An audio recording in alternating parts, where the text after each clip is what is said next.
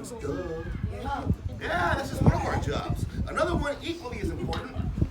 Well, let me ask. Did they have such things as a Home Depot or an Ace Hardware or Lowe's back in those days?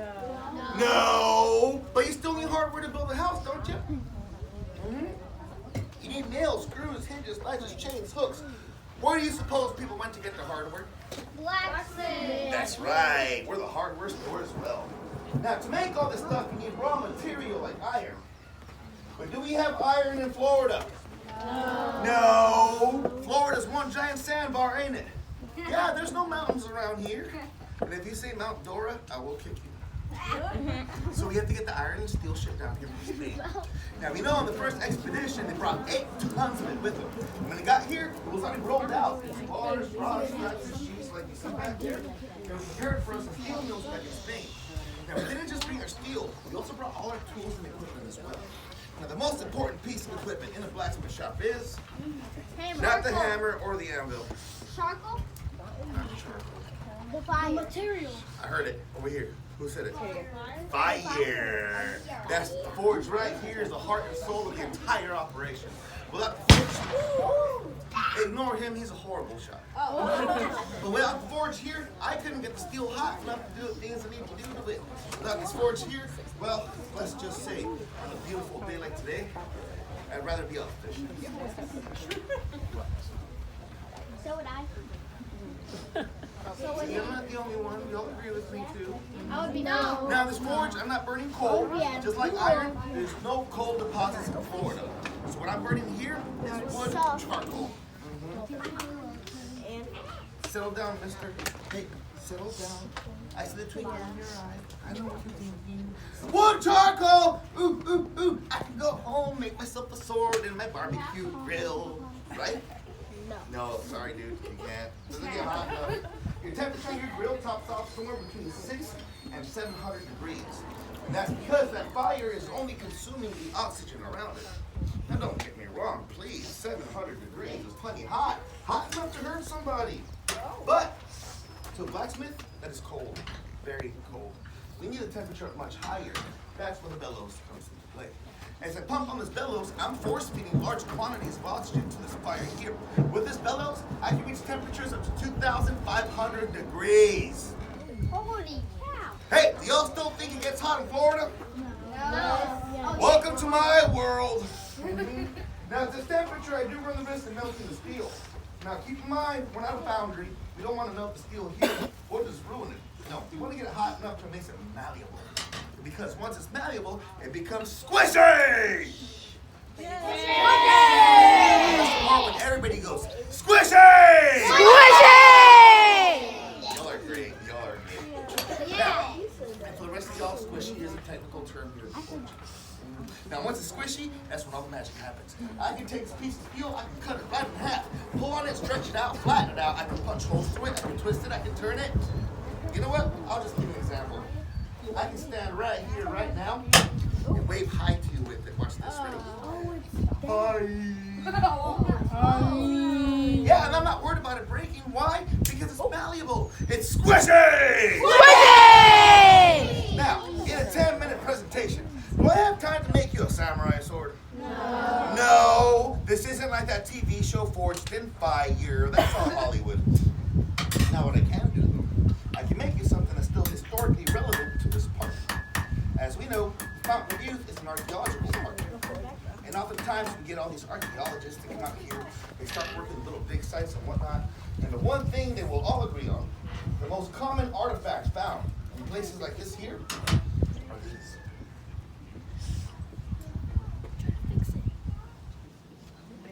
Not just any nail, colonial nails. You can see they're much different from modern day nails. Your modern day nails are round, they are smooth. That's because they're made in factories using machines. They are cheaters! Cheaters! That's what I just said. But you see this here? These are made by hand. So the way it works is you get the steel hot enough to it makes it squishy! Squishy! Yeah, don't take the hammer, just hammer away. As you smooth out the surface, the anvil's doing the same work to the bottom. So you're working on two sides at the same time. You give it a quarter turn, repeat the process. Boom! 4 sides, colonial, square, nail. It really just comes down to efficiency. It's the quickest, most effective, and easiest way to make a nail by hand. Now, the question is, can I make this nail round? Yeah. Of course I can. I'm a blacksmith. Duh. But y'all see this here?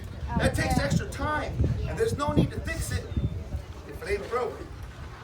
Is there? Ta-da! As you can see, square nails work just as good, don't they? Hey, some people might even say I just nailed it. My jokes get worse, just so y'all know. Hey, watch this. Squishy! I got them doing it too. I'm obnoxious, just so y'all know. We got a 3-hour-long bus ride back home. That's it. Anyone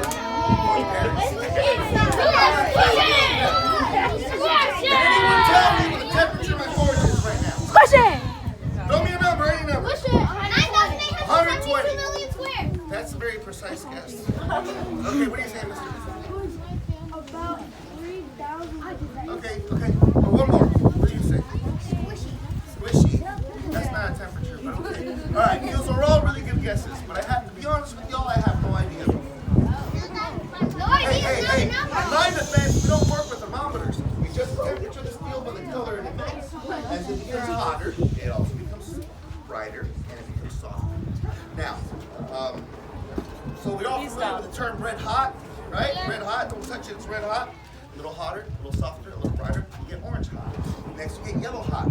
Finally, white hot. But white hot, we're looking at melting temperatures and we don't want to go there. So, if yellow hot is too hot and red hot is too cold, what color are we looking for? Orange! And they call this the Goldilocks color because it's just right. So, I'll get a few more pucks, let's soak up some heat. We'll get started soon. Where are y'all going after this? Spring house? Okay. I'll make sure I get you out in time. Alright, here we have it nice and bright, just how we like it, right? Yep, so I'm going to work on these two sides. Quarter turn, next two sides. Go back to my first two sides, angle my hammer slightly, and start drawing out the point. Now we keep rotating back and forth. Until I get that point coming out that I'm looking for.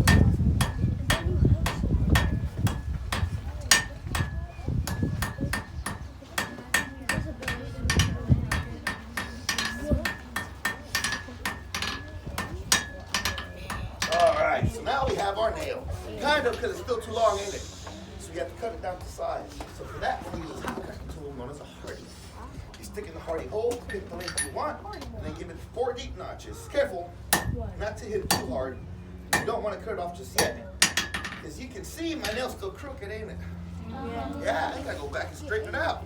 So I'm gonna smooth out my hammer marks, make sure it's nice and straight, nice and smooth.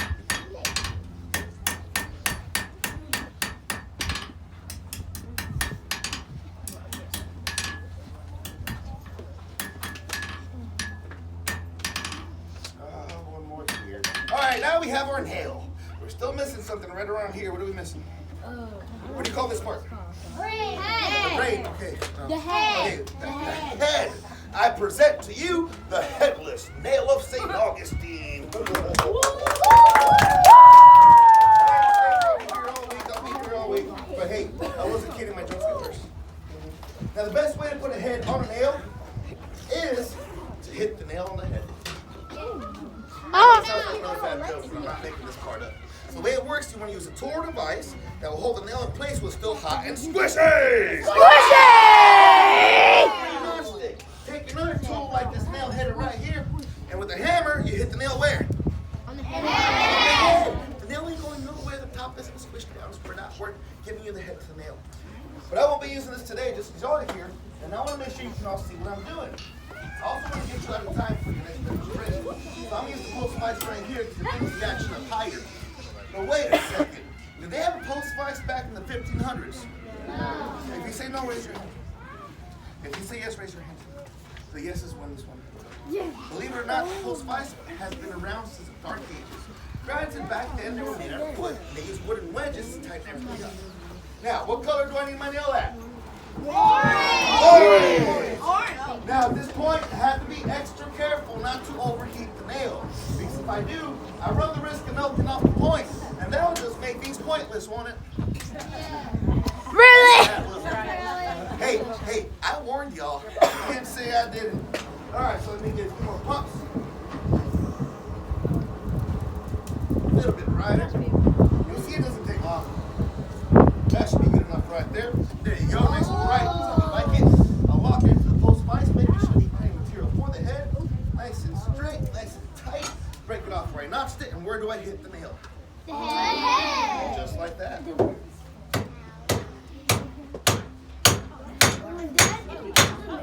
You got the head torn out. Yep, but we're not done yet. I'm about to show you the irony of a blacksmith shop. Okay, that was a good one, right? Yeah. What great. is it? Irony, like Now we talked iron. about the different ranges of color when it comes to heat on steel, right? We never talked about black hot, did we? You can see this looks no different from any other steel in my shop. If I were to pick this up from the wrong hand, I hold on to it for a split second. It will leave a mark to last a few weeks, but the memory will last a lifetime. You don't get red hot till you hit 1200 degrees. We're looking at least 1100 right here. So am I grabbing that nail with my bare hands? No, that's because I like my fingers. So I'm gonna use these tongs here. Let's find out if it's still hot. Oh yeah, that one left a mark. But here you have it, a colonial square nail. Now let's find out if I nailed it. Okay. Y'all get the point? Yeah. Two jumps in